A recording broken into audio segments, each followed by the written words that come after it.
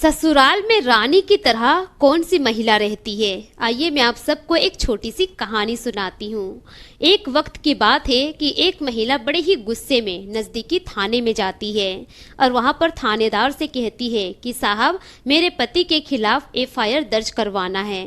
जैसे ही वो कुछ कहते कि तभी महिला का जो पति होता है वो भी थाने में पहुंच जाता है। अब महिला का पति कहता है कि साहब मेरे खिलाफ एफआईआर दर्ज करने से पहले आप मेरी भी बात सुन लीजिए।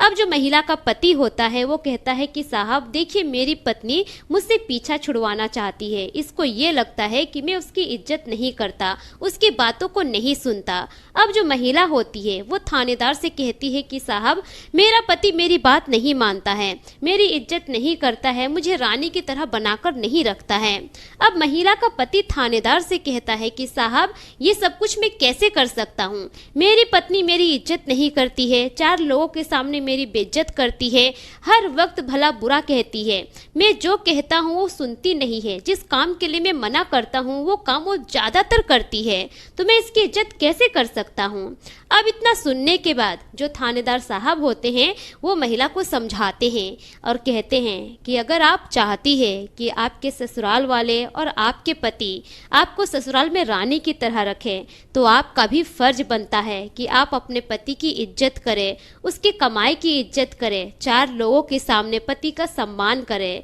बंद कमरे में आप दोनों के बीच में जितना भी झगड़ा हो लेकिन समाज के सामने आप अपनी पति की इज्जत कीजिए, तभी आपका पति आपको रानी की तरह बना कर रखेगा।